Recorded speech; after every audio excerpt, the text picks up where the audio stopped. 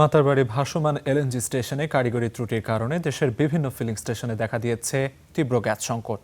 এতে ভোগান্তিতে পড়েছেন যাত্রী ও চালকেরা। এ নিয়ে আরও জানাতে নারায়ণগঞ্জ থেকে যুক্ত হচ্ছেন সহকর্মী রাশেদুল ইসলাম রাজু।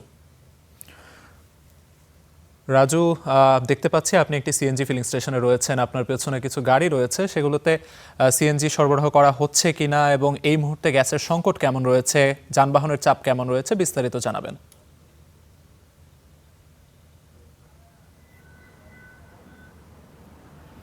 আলিফ, ধন্যবাদ আপনাকে। আপনিও মূলত যে বিষয়টি বলছিলেন যে মহেশখালীতে এলএনজি যান্ত্রিক ত্রুটির কারণে যে গ্যাস সংকট সৃষ্টি হচ্ছে, নারায়ণগঞ্জেও কিন্তু এর প্রভাব পড়েছে। আমরা নারায়ণগঞ্জের যেসব সিএনজি ফিলিং স্টেশনগুলোতে রয়েছে, আমরা লক্ষ্য করেছি যে গত কয়েকদিন ধরে এখানেও গ্যাসের চাপ কম রয়েছে। এর ফলে যারা সিএনজি চালক থেকে শুরু করে ব্যক্তিগত যানবাহনের যেসব চালকরা রয়েছেন, তারা এক ধরনের দুর্ভোগের মধ্যে পড়েছেন। এবং আজকের কথা যদি বলতে হয়, আমি এখন যে সিএনজি ফিলিং স্টেশনটি রয়েছে, এটি হচ্ছে ঢাকা চট্টগ্রাম মহাসড়কের পাশেই মৌচাক এলাকায় অবস্থিত। এখানে এসে আমি যেমনটা জানতে পেরেছি যে অন্যান্য দিনের তুলনায় কিছুটা গ্যাসের চাপ বেশি রয়েছে, তবে তা অন্যান্য সময়ে স্বাভাবিক সময়ের চেয়ে কম রয়েছে বলে এমনটাই দাবি এখানকার পাম্প কর্তৃপক্ষের। পাশাপাশি যানবাহনের গত কয়েকদিন যে দীর্ঘ সারি লক্ষ্য করা যাচ্ছে, আজ কিছুটা কম রয়েছে।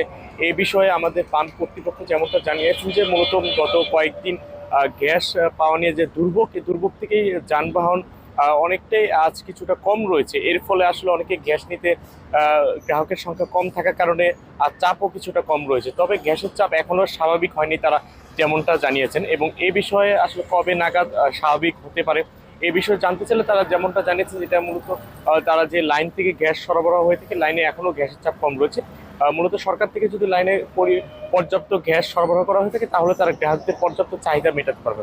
এই বিষয়ে আমরা যারা সিএনজি চালক একাধিক গ্রাহকের সঙ্গে কথা বলেছি, তারা আমাদের যেমনটা জানিয়েছেন যে আসলে অন্যান্য সময় তারা তাৎক্ষণিকভাবে গ্যাস পেলেও এখন দেখা গেছে বিভিন্ন ফিলিং স্টেশন ঘুরে তারা গ্যাস পাচ্ছে না, কোথাও পেলেও গ্যাসের চাপ কম পাচ্ছেন। এর ফলে পর্যাপ্ত গ্যাস না পাওয়ার কারণে তারা পর্যাপ্ত যাত্রী আসলে আনা নেওয়া করতে পারছেন না। এর ফলে তাদের জীবিকা নির্বাহ করাটা অনেকটা কষ্ট হয়ে যাচ্ছে এবং তারা দাবি জানিয়েছে অতি দ্রুত যেন এই সমস্যার সমাধান হয়। এর পাশাপাশি আমি ঢাকা চট্টগ্রাম মহাসড়কের পাশাপাশি নারায়ণগঞ্জ শহরেও খোঁজ নিয়েছি, সেখানেও একই চিত্র লক্ষ্য করেছি।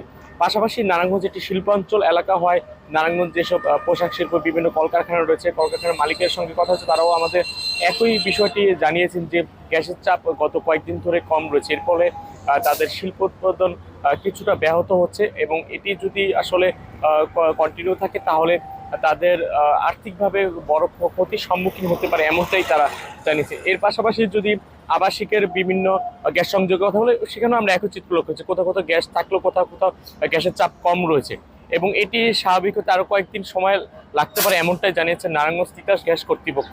আলিফ, এই ছিল আমার কাছে নারায়ণগঞ্জ থেকে সবশেষ তথ্য। রাজু, আপনাকে অসংখ্য ধন্যবাদ। জানাচ্ছিলেন আসলে সেখানকার সবশেষ খবরাখবর।